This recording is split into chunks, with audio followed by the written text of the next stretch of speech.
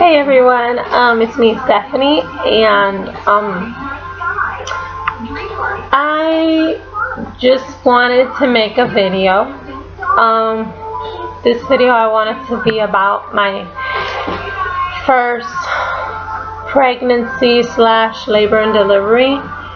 Although, you know, because I've never made a video about anything about my son Michael, since I wasn't, like, I did have my account on YouTube when I was pregnant with Michael, but that's my first son.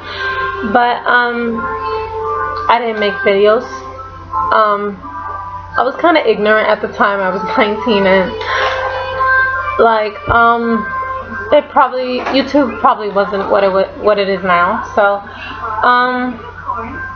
I had no idea in making videos anyway, so whatever. I just want to make like a quick video, like what I can still remember about my pregnancy and that day of my labor and delivery on my first pregnancy, just because I want to have it in there first so you guys can see it and know about it and know, you know, kind of like in informative way, and just to have my experience out there to help anyone who is passing through this right now or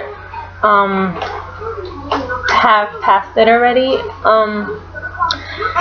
So you guys are gonna hear Abraham. He's like right here next to me. He wants to get to me. Hey. Yeah. Yeah, and the TV's on, so if you hear noise, it's Abraham watching it. So well, I'm gonna start off by saying that I got pregnant for the first time with Michael. And it was 2007. I was 19, and okay, I had just broken up with Michael's dad when I found out I was pregnant. And yeah, he recently had left to the States, and well, I found out I was pregnant. It wasn't like I knew I wanted to have a baby already, but it wasn't really planned that I told him, hey, let's have a baby. And we weren't really trying, but I wasn't really like trying not to anyways. So I wasn't you know, preventing them. So I got pregnant in October, and I found out obviously when I missed my first period. I was having these symptoms of nausea, and I was feeling dizziness, and so I took a pregnancy test. I remember I was at my I was with my cousin's wife, and so I remember it was really late at night, and the closest Walgreens was closed because at the time it was new and it closed at 10, and it was probably like close to 12 a.m. already. And I was like so desperate and probably scared also that I went to the second nearest Walgreens and got my pregnancy test. So I went back to her house, I took the pregnancy test, and it was positive. I was freaking out because first, I was 19. Second, I had just broken up with him, and third, I was living by myself, because I was living by myself since I was 17, because my parents, they had split up, and my mom was living at the States, my dad too. They're separate ways, and so I was pretty scared. You know, what I was gonna do, if I was gonna tell my baby's dad, You know, like I was concerned just on that, not really if I was gonna raise him by myself or whatever I was gonna do, because you know, I have been living by myself for a couple of years, and I was pretty used to being by myself anyway. And well, anyways, the thing was that I called him up when I knew I was pregnant. I called him up and I'm like, hey, I'm pregnant. That was so funny because I was like, he answered and I'm like, hey, I'm pregnant. So I really can't remember what his reaction was. This was 5 years ago, 6 years ago, and all I can remember was that he said, all right, just I'm gonna get you a plane ticket and you're gonna come over here with me. So that's when I moved to New Jersey, and all my prenatal care was over there in the state. So we decided to get married. We got married in Feb, and I was due on June. So no, I wasn't due on June, I'm sorry. I was due on July. I was due in July the 21st. So we got married, things were great. He was working for us, for me and the baby, and everything was great. So my pregnancy went fabulous. I had no other symptoms than those first symptoms I got, you know, just to know I was pregnant. I did not have no morning sickness. Everything went great. I had no complications whatsoever during my first pregnancy. And I didn't have my family close because, well, the closest was my dad, and he was about a 5-hour drive because he was in another state. I was living in New Jersey. My dad lives in Massachusetts. So,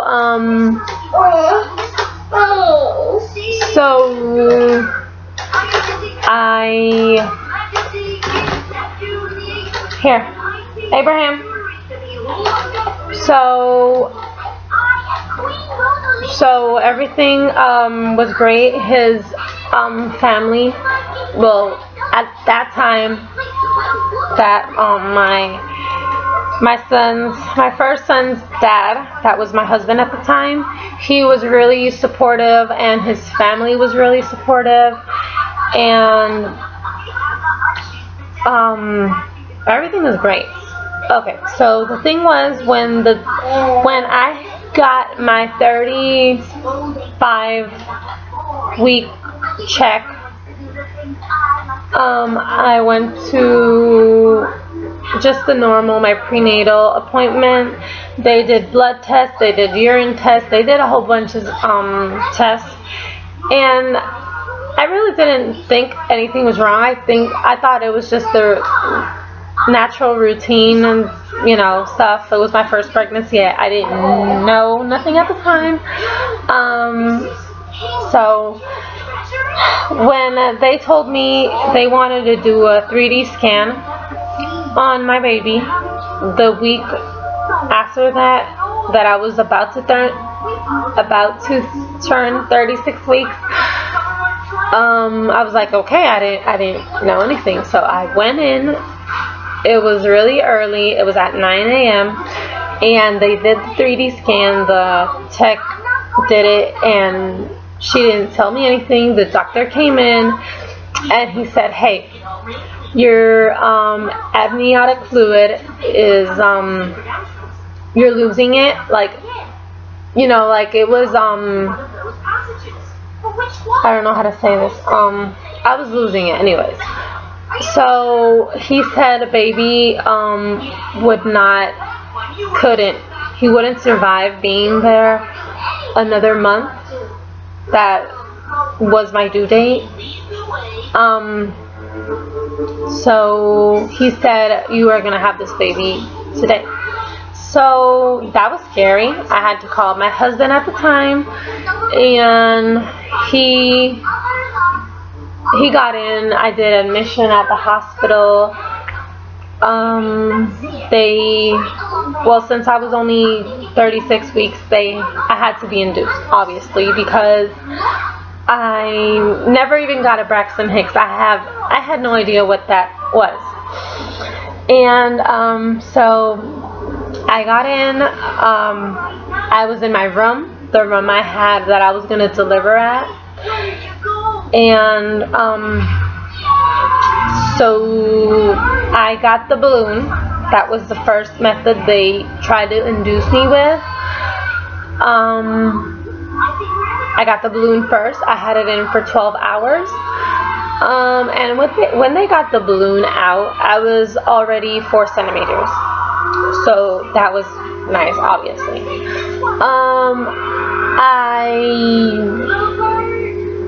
They started me with Pitocin, obviously, and my contractions started coming in, which I can't really remember them because they weren't that painful yet. They were probably like a little bit stronger than a period, but they weren't like contractions yet. And obviously not Pitocin contractions yet, because those hurt.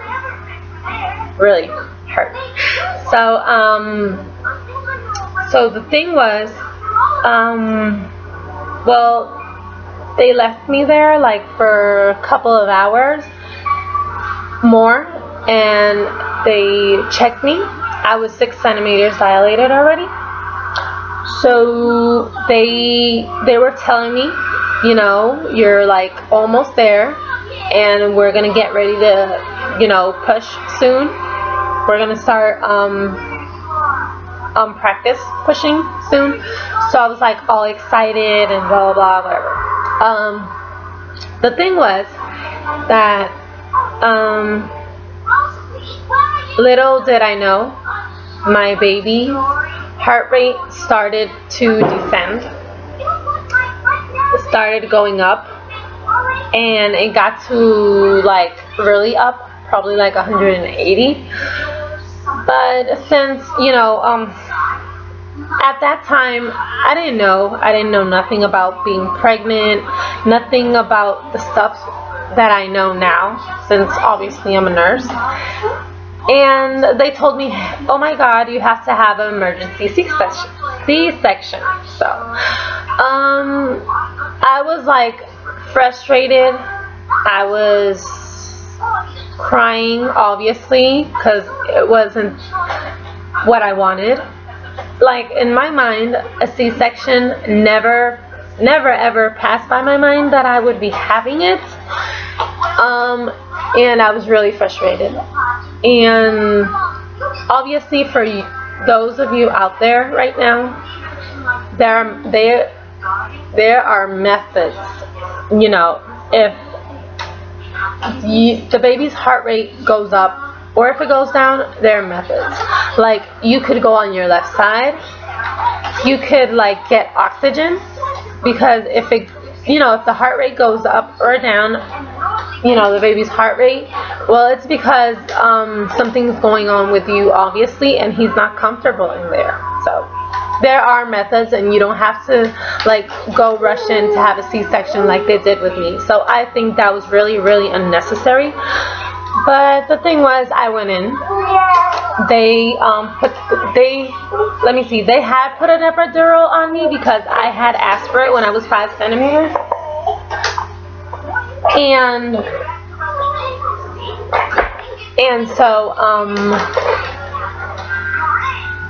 And so they just had to put a little, like, more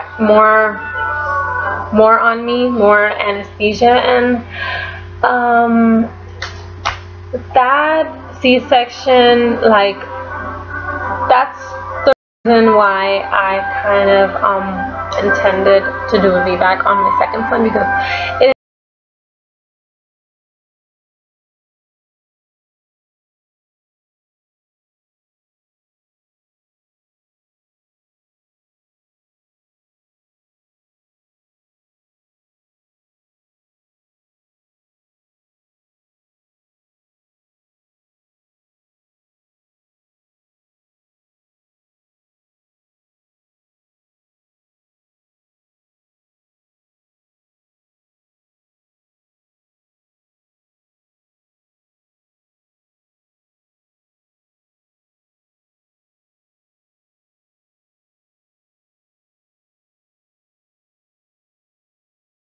pounds 1 ounce, and I mean perfect weight for 36 weeks. And so he was 18 inches long, and I really just remember that they put him like right next to me, and I like went to sleep. And then I woke up when I was in recovery, and I didn't get to see Michael for the next probably 15 hours, because I didn't get to see him that day. I saw him the next day, and obviously I didn't know nothing about breastfeeding at that time, and they fed him formula, and so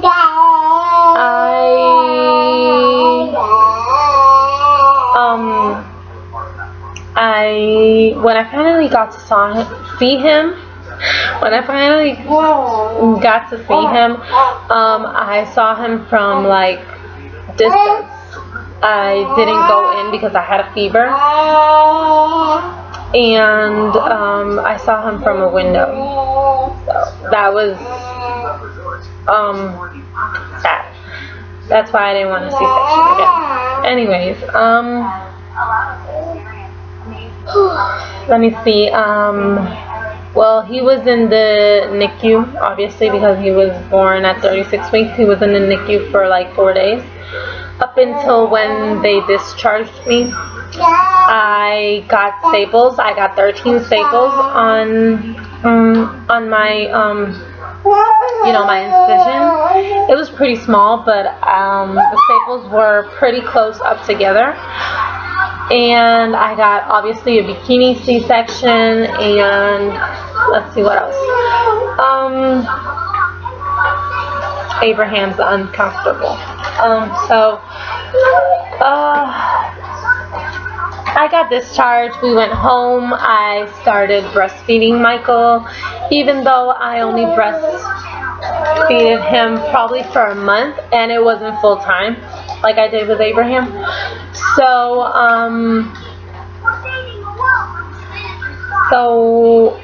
anyways, Michael was a great baby, and I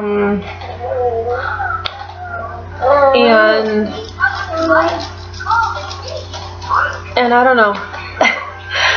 That's about it. I don't want to, keep extending this video because it's pretty long itself right now.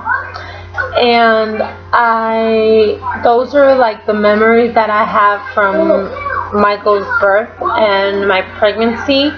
I have some pictures of him, and I will be making a video about all those pictures all together, so you guys could see Michael when he was small, because I really don't have that much things of Michael on YouTube, and he was like my first son, and I want to have things to remember about him also. And I don't have just one, probably two pictures that I took of my pregnancy with Michael. One I was 5 months, other I was 6 months. So I will be definitely posting those sometime around. I will make a video. I don't want to make promises because I have lots of work to do. I have videos to post, and I'm pregnant with my third right now. So I promise I will do it eventually. I don't know when though. So if you guys have any questions, any comments, anything you guys want to ask me about my first pregnancy, anything you want to ask me, you could go right ahead and ask me, and I will answer your questions, obviously by my experience, and at my best, and with the experience I have as a nurse. So thank you guys so much for watching once again, and I will see you guys in my next video. Bye bye. God bless.